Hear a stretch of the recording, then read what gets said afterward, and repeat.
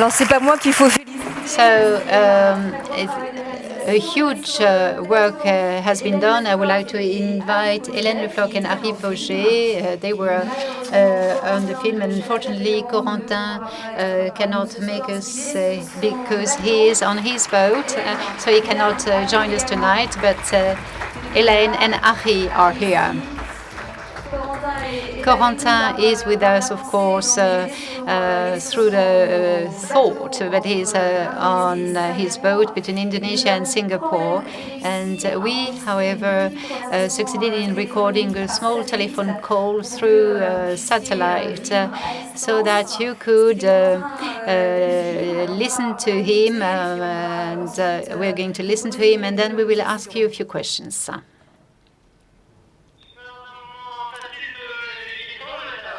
It's not an easy moment for me. I am sailing through a strait. There is a huge traffic of cargo, so it's a bit difficult in terms of sailing, but it's okay. But you're on your own, on your nutshell, almost on my own. I took with me two chickens. They are quite afraid of waves. So I've got 2 chickens to have eggs on board the vessel. I did a lot of experiences on autonomy those last few months. Why couldn't you arrive at Le Havre on time? I wanted to arrive in Malaysia on the 15th of September, and we had some weather problems. It was very windy, and I lost a lot of time. And I'm really sorry because I really wanted to be there, and I'm really disappointed not to be with you. And apart from that, as far as the boat is concerned, could you test the boat during those 6 months, and is it resistant? Yes, it is resistant. We tested it for 6 months, aging test, UV, sun, heat, wave, wind, rain, all possible tests. And last time we met, it was before the inauguration of the boat. Can you tell us what you have been doing in the meantime? I left the Bay of Bengal mid of March and to do a tour within the Bay of Bengal. I stopped on a desert island, Nicobar, and I stopped on the islands in Indonesia.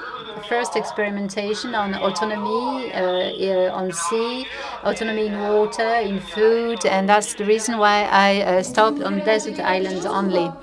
Would you like to add anything else? I would like to congratulate the whole team, the people who work on the project, because the boat is fine and I'm still alive.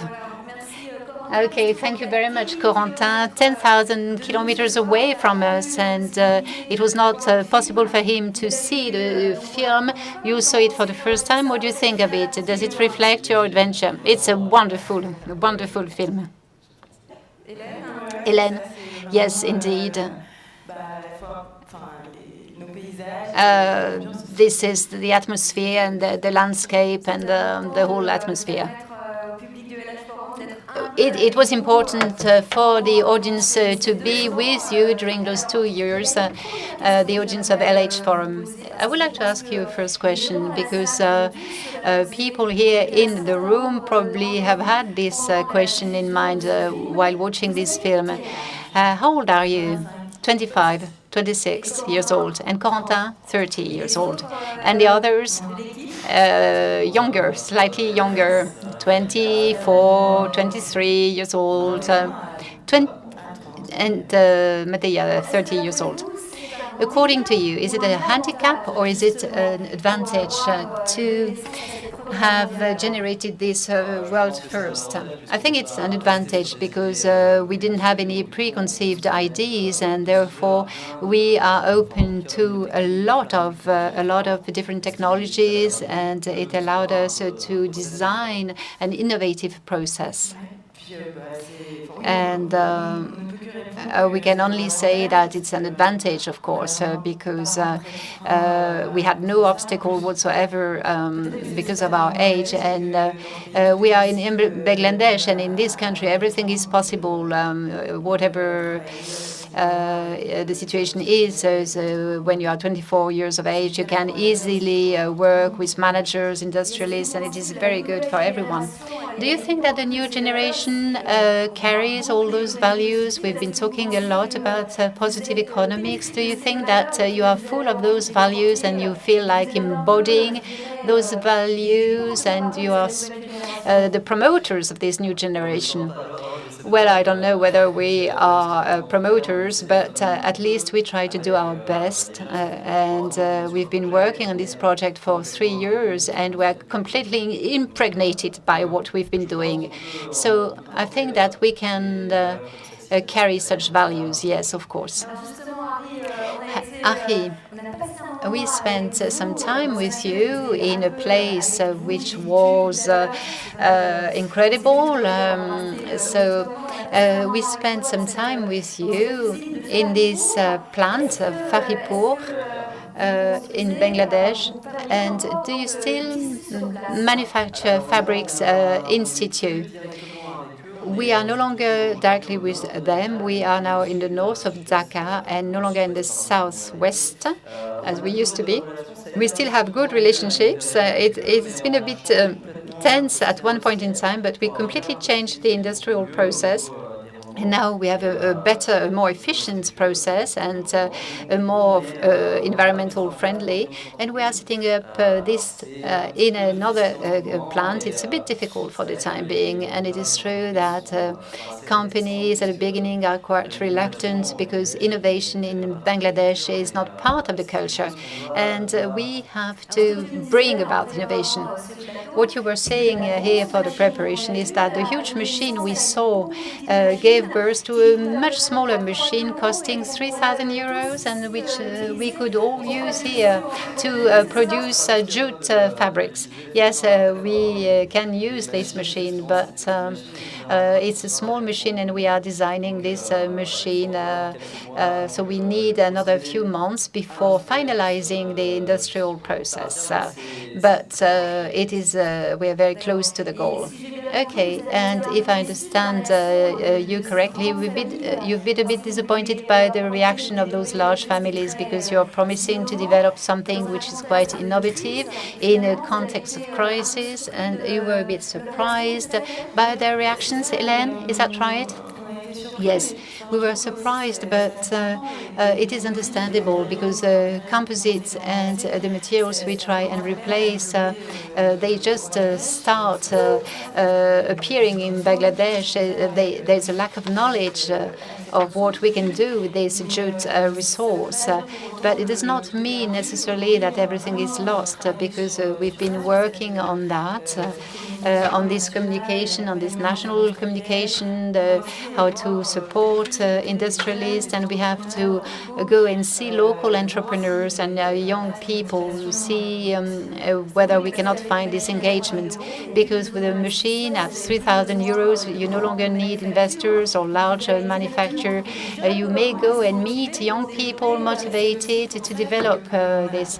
Yes, and that's why we optimize the process with those constraints. We are learning step by step that what we need is not necessarily the most efficient process with the best production capacity, producing kilometers of fabrics a day. But if we really want this process to be successful, and we need something flexible, easy to implement, not too costly, and with a minimum investment, initial investment.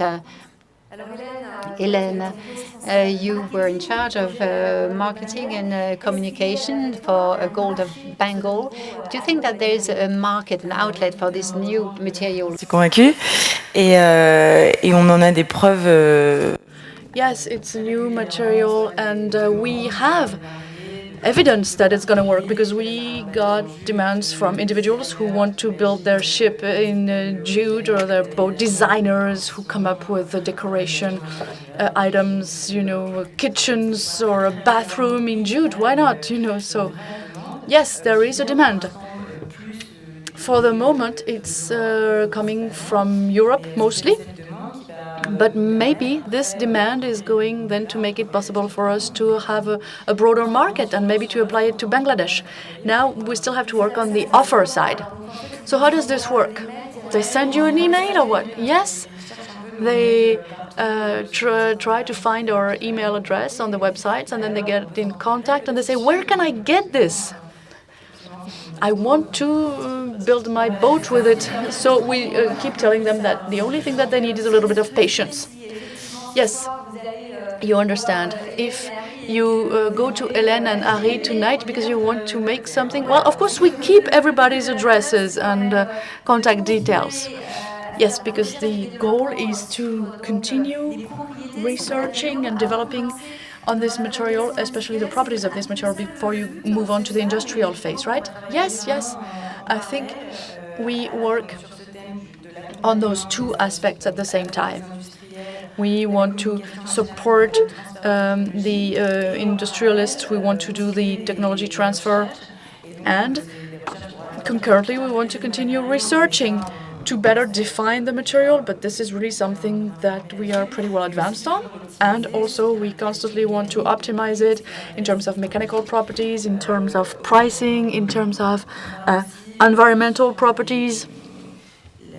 We are also working on optimizing our economic and social impact at a small scale, on a small production chain.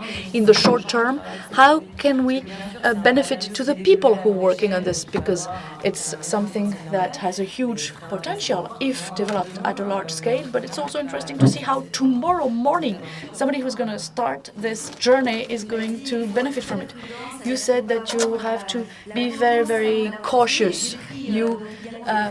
So I took my precautions also, and I used the conditional tense. You know, I say we still have to wait a little longer to be sure, and you tell me that depending on the thickness of the resin, because resin is still very expensive. So for you, the next step is to find some organic resin. This is going to be your major challenge. And then once you find an organic resin and you have this natural fiber, so there you're going to hold something really interesting in terms of environmental protection. Yes, it would be the best. And actually, I want us to be very, very careful and cautious in our communication. We don't want to go greenwashing or anything, even though we're a very small company. But I think we really need to prove, to demonstrate that we have a benefit for the environment. There are high chances that it's a very interesting material, but now we have to bring evidence for that. We need to improve that. And of course, resin is one thing that we want to look into, but there are other things also. So, of course, we don't want to wait until we have the perfect material because it's composite, it's not perfect. It's a mix of resin and something else. It's not recyclable. We're not saying that it's the perfect material, but it's better, and that's already something, right? So you said this in the film, but I want to ask the question again, Hélène. Are you very proud of this? Because I think you should be. Because in your team, you really achieved this incredible challenge. Did you think you were going to make it, or did you have big moments of doubt and desperation? Oh, you can answer this. I will tell her about the doubt and despair. Well, there were so many hard times. Yes, there were a lot of hard times. This is why we're so proud. Because if it had been a bed of roses, well, it wouldn't be interesting, right? So in technical terms, we had bad surprises. In logistics also, because Bangladesh is the land of the unplanned. Yes, and also with companies, because they're not always open to something new coming from the outside. So sometimes we were working with a partner and we started to work with them, and then they didn't want to work with us anymore, so we had to step back. And it was very hard sometimes. But also there were a certain number, and a lot actually, of very good surprises, because I think that we all have this impression. We wanted to set up this project for research mostly, But then a lot of other things came on top of that. Partners who joined us, people who actually boosted the project and made it move even faster. So communication also was very important about this initiative, and this came on top. So we are proud that we accomplished this in 3 years. We have our partners who are also researching on jute fiber in the government, and they did not achieve what we did. So we are proud, and we hope to continue even more into diversification of jute. So if you had to do it again, would you? We would do it probably differently in technical terms, because there were a few technical glitches or mistakes, but we would, yes. Oh, yes. So the boat is going to go back to Bangladesh, and then it will soon be coming to France. What are your next steps? For the next few months or years? Well, let's talk about the next few months. As far as I'm concerned, there's a research part, so I'm still involved in research as such, but I would like to continue implementing this production chain inside the local companies, because that's where we started, and it's really for them that we wanted to do this. And really, I want to go on. I want this production chain to see the light of day as soon as possible, and I hope I could be a client someday. Because seeing the number of people who are interested by the final product, I'm thinking that maybe I would like to make objects with that material. And about the project, as I said, there are still some major avenues for work, research, technology transfer, so this is really going to keep us busy for the next few months or so. There are other projects to come, maybe a larger prototype, and maybe the Gold of Bengal project might actually lead to other innovations in the same spirit, with the same motivation. The motivation is that it's really good to create synergies and to bring together the technical knowledge of the West and the know-how and the resources, century-old know-how of those countries, in order to have that kind of innovation that is good for sustainable development, because this can have a positive impact. So are you going to keep on working on the project, or are you going to move on to something else? Yes, I'll be around. I'll be around. Unfortunately, Corentin is not here. Of course, we have to say that he is the one who started it all, who brought the team together. And I would like to call a certain number of people who were involved in the adventure. I think in total there were about 20 people. Julie, Pierre-Alain, Aude et Manu, vous pouviez venir nous rejoindre sur cette estrade. Could you all come up on stage? I think they do deserve a big applause. Ils ont tous fait un travail absolument... They all did a tremendous job. You don't have a microphone, I don't have a microphone to hand over to you. We still have 4 minutes to take questions. If you have questions for the team of Golden Bengal, I don't know if you have a roving microphone somewhere. Oh, you've got one, so that's good. It's a good start. Do we have a microphone? And could you raise your hand if you have a question to ask? A question that I haven't asked yet, that is. Sir, in the back there, we've got very little time. I'm sorry, make it short, make it quick. Because of course we could stay there for hours. Yes, good evening. Congratulations. We are here in Normandy. Flax is something that works very well here. It's a local culture. And it's very good quality flax. Do you think that we could actually apply your method to flax? Oh yes, absolutely. It's been done, actually. There have been very interesting works, research, and companies have already started working on this. It's really the same spirit. In shipbuilding, you see Roland Jourdain, who was in the film, he works on that flax-based composites. And his company is Kairos. Manu here works for Kairos, and they are our partners because we actually do the same. They're doing it in France and Europe, and we're doing it in Asia because over there the local crop is jute. We are not in competition with them, not at all. We hope to be all working together to develop this. Manu, a word about this? Well, we came second because our boat only came out in May, so they beat us, but we're working on it. We're very happy to work with them anyway, and we hope that this is going to continue for a long time. Julie, a word about this adventure? Well, I joined the project only 4 months ago. I'm one of the rookies. I think it's a very exciting project, developing an innovation in a country where everything is still to be done. It's a country that's starting to draw the lessons of some of the mistakes that we made in the West. And of course, it's not always easy to pass on the innovation, but I think that they're still very open.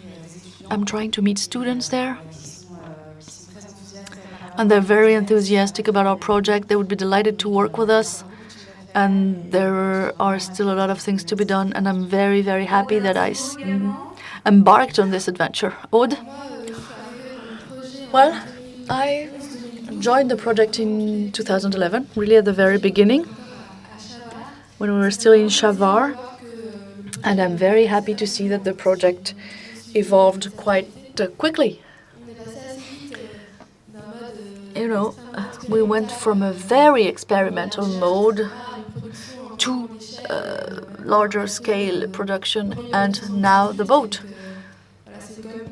has come out. So I think that this is really full of hope for a new business model and new models to help countries like Bangladesh grow. And as Hélène said, what's interesting is the interconnection between local skills and Western skills. Pierre, you are like MacGyver. You always find solutions, even to a problem that would seem unsurmountable. So I'm surprised to see you here in France, because you're usually somewhere else doing something else. What's your lesson? You're a mechanical engineer. I don't know if we can hear what you have to say about that. Well, what I learned about was the impact on the social and on the environment. You know, I joined the project when I was just fresh out of school. I had no idea of what was social enterprise or whatever. And so when I saw the potential that I could have as an engineer, I thought it was tremendous. I don't want to work just to make money. I want to work for values, my values, which are dear to my heart, like helping people in Bangladesh. When you see the resources that they have, it's such a pity to miss that, while we have the technical solutions to help them. So I really want to continue with that. Well, and we hope you will. Louis-Marie, briefly, what's your conclusion? Well, lots of interconnections. There are 7 of us on stage, but I would like to thank other people. There was a conference on collaborative economy with Vincent Ricordeau, who is the co-founder of Kiss Kiss Bank Bank. So there are 82 people that we have to thank today because they were involved in the project, because we collected 8,000 euros for the construction of this boat. So you see, we are this group of young people in Bangladesh. We are using some technological tools. It was not always easy to have internet in Bangladesh and to actually update the Kiss Kiss Bank Bank. But we did it, and 82 people supported us from their homes in France or in other countries, and this is how the project could see the light of day. Yes, on behalf of Lhforum and Go, I really want to give you a big applause. Travail extraordinaire. Vous montré que vous avez plein de ressources et plein d'énergie. Donc, It was extraordinary. You showed us that you are full of resources and full of energy, and I hope that we will soon see you on another project just as exciting. Thank you all for your attention. Good evening, and I hope to see you again very soon with other Shamengo pioneers.